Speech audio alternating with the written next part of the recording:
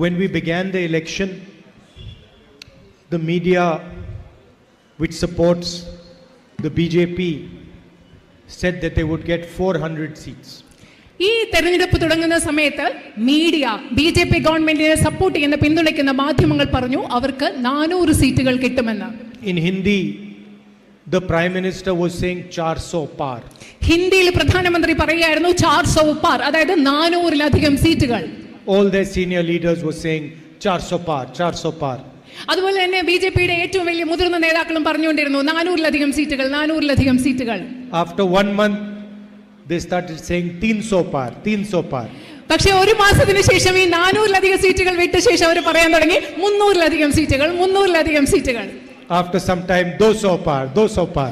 അതും കഴിഞ്ഞ് കുറച്ച് സമയം കഴിഞ്ഞ ശേഷം 200-ലധികം സീറ്റുകൾ, 300-ലധികം എന്നുള്ളത് 200-ലധികം, 200-ലധികമായി. And everybody saw the result of the election.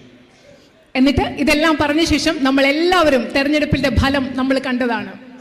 This was not a normal election. ഈ തെരഞ്ഞെടുപ്പ് എന്ന് പറയുന്നത് സാധാരണ ഒരു തെരഞ്ഞെടുപ്പായിരുന്നില്ല.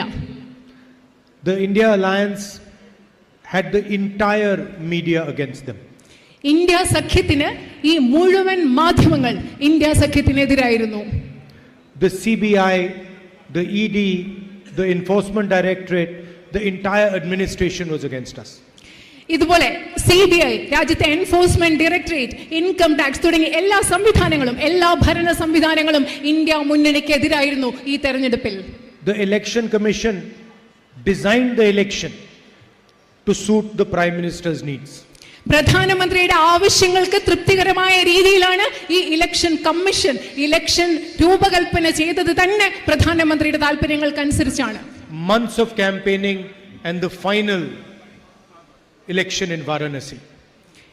മാസങ്ങൾ നടന്ന പ്രചരണത്തിന് ശേഷമാണ് അവസാനം വാരണസിയിൽ തെരഞ്ഞെടുപ്പ് നടന്നത്. അങ്ങനെയാണ് ഇലക്ഷൻ കമ്മീഷൻ അത് ചിട്ടപ്പെടുത്തിയത്. The plan was a big drama. ഈ പദ്ധതി എന്ന് പറയുന്നത് ഒരു വലിയ നാടകം ഈ തെരഞ്ഞെടുപ്പ് കാലത്ത് നടത്തുക എന്ന വലിയ പദ്ധതിയാണ് ഇതിന് പിന്നിലുണ്ടായിരുന്നത്. Where in the end the Prime Minister's election would take place in Varanasi.